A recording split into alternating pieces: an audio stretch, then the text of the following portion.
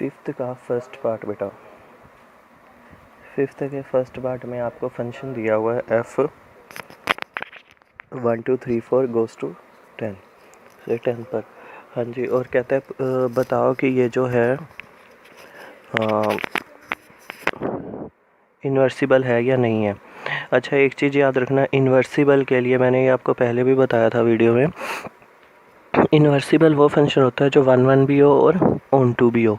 अगर by chance ये 1 1 होता है और ऑन टू नहीं होता तो भी नॉट इन्वर्सिबल है। अगर 1 1 नहीं होता, ऑन टू होता है, तब भी नॉट इन्वर्सिबल है। यानी कि हमने क्या करना है, दोनों फाइंड करने हैं। दोनों में से अगर एक भी नोट आ जाता है तो हमने वहीं छोड़ के लिख देना फंक्शन इज़ नॉट इन्वर्सिबल। अब इसका देखो क्या बना है, 1 की भी इमेज 10। ये वैसे एक बार डायग्राम बना लिया करें, इससे एक है तो वैसे ये बेटा रफ डायग्राम, पर इसका क्या होता है, आइडिया मिल जाता है सारा। 1 की भी इमेज 10, 2 की भी इमेज 10, 3 की भी इमेज 10, 4 की भी इमेज 10। हाँ जी, क्या ये फंक्शन 1 1 है? नहीं, 1 1 के लिए तो सबकी अलग अलग होनी चाहिए ना। तो हम क्या लिखेंगे यहाँ पे, नोट 1 1। अगर आप रीज़न लिखना चाहते हो लिख दो reason, because in 1 1 function every preimage has its over image. तो अगर ये 1 1 नहीं है तो that implies not an invertible function, invertible, बस ठीक है। और डैट्स मीन f-1 यानी f⁻⁻1 नॉट एग्जिस्ट, ठीक है ये चीज़। अब अगर मान लो ये 1 1 होता तो मैं ऑन टू निकालता, जब मुझे पहले ही आ गया कि 1 1 नहीं है तो 1 1 नहीं है तो इन्वर्सिबल भी नहीं होगा, तो मैंने वहीं लीव कर दिया। अगला सम देखिए क्या दे रखा है उसने, g 5 6 7 8 1 2 3 4, और दिया कैसे है, 5 की इमेज 4 पर, 6 की 3 पर, 7 की 4 पर, 8 की 2 पर। तो हाँ जी, पहले वही एक डायग्राम बना ले इसका, 5 6 7 8 और इधर 1 2 3 4। 5 की कहाँ है, 4 पे, 6 की कहाँ है, 3 पर, 7 की कहाँ है, अगेन 4 पर, और 8 की कहाँ है, 2 पर। हाँ जी बेटा। अब वैसे एक मैं आपको बात बताऊँ, यहाँ पे दोबारा वही चीज़ आ गई है, 5 और 7 की इमेज क्या है, 4। तो मतलब every pre image does not have it's over image, तो नोट 1 1 और नोट 1 1 डैट इज़, अब मैं सीधा लिख दूँ f(g-1) नोट एग्जिस्ट। इसका मीनिंग क्या है, f(g) क्या था वो, invertible function does not exist, ठीक है। अब थर्ड पार्ट देखते हैं, ये आपका थर्ड पार्ट है, एच से डिनोट किया हुआ है। इमेज बनाएं बेटा पहले,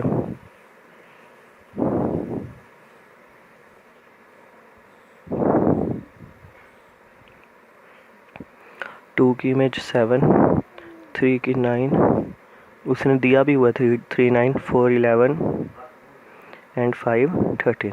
अब देखो इसमें सबकी अपनी अपनी अलग है, यानी कि फंक्शन इज़, अब यहाँ फंक्शन एच से है तो एच लिखना, एच इज़ 1 1, और हर इमेज की अपनी प्री इमेज है, तो H is also onto. तो जब 1 1 एंड ऑन टू दोनों हो गए तो that's mean H inverse exist, ठीक है। और अगर एग्जिस्ट करता है और वो फाइंड करने को कहता है तो वो फाइंड क्या होगा, एच इक्वल टू, जैसे देखो पहले क्या था 2 7, अब आएगा 7 2, 3 9 था 9 3, 4 11 था 11 4, 5 13 था तो 13 5, ये आ जाएगा। हाँ जी, क्वेश्चन नंबर 6 आपको दिया हुआ है, ये कहता है शो करो कि ये फंक्शन 1 1 और ऑन टू है, और साथ ही साथ इसका इन्वर्स भी फाइंड करना है। फंक्शन ये है given by this.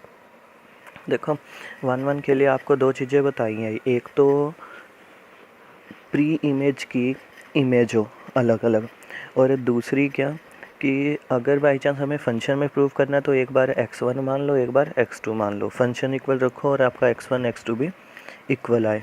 F X one F X two. X one मान के किया, क्या आ गया, ये चीज़ आ गई, cross multiply X one X two plus 2x1 equal to x1 x2 plus 2x2। इधर आ गया ना इन दोनों के साथ, ये आ गया इन दोनों के साथ। अब देखो ये हो गया कैंसिल आपस में, क्योंकि उधर जाएगा इक्वल टू के उधर जाके माइनस हो जाएगा, कैंसिल हो जाएगा। 2x1 equal to 2x2, x1 और x2 कैंसिल आपस में, x1 इक्वल टू x2 आ गए। हमने यही शो करना होता है कि फंक्शन इक्वल लेके चले हैं, लेट फंक्शंस आर इक्वल, जो हमने यहाँ लिख दिया, और at last x1 equal to x2, तो फंक्शन क्या आ गया, हेंस 1 1। अब ऑन टू के लिए क्या करना है, देखिए ऑन टू के लिए ये था। अब एक और चीज़ आप लिख दिया ज़रूर करिए 4 1 1, कि उसे पता चल जाए कि हम ये चीज़ कर रहे हैं 1 1 प्रूफ करने के लिए। और यहाँ 4 ऑन टू, देखो ऑन टू की एक तो वही चीज़ प्री इमेज वाली बात, और दूसरा एफ एक्स को वाई रख के एक्स अपॉन एक्स प्लस 2। अब यहाँ मैं y की वैल्यू निकाल x की वैल्यू हमने फाइंड करनी है, तो उसके तरीके से करिए आप।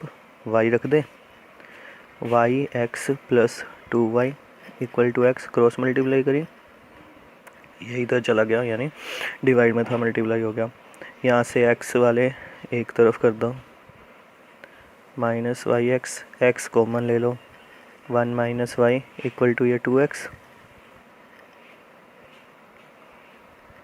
2y, y बचना था ना बेटा यहाँ 2y, वाई एक्स इधर आ गया तो x माइनस वाई एक्स, और यहाँ से x कॉमन लिया तो ये आपका बच गया 2y इक्वल टू दिस। अब हमने फाइंड करनी थी x की वैल्यू, तो x की वैल्यू क्या हो जाएगी, 2y अपॉन 1 माइनस y। यहाँ देखो x की वैल्यू बिना किसी उसके प्रॉब्लम के पूरी की पूरी y की फॉर्म में आ गई है, तो यानी कि फंक्शन इज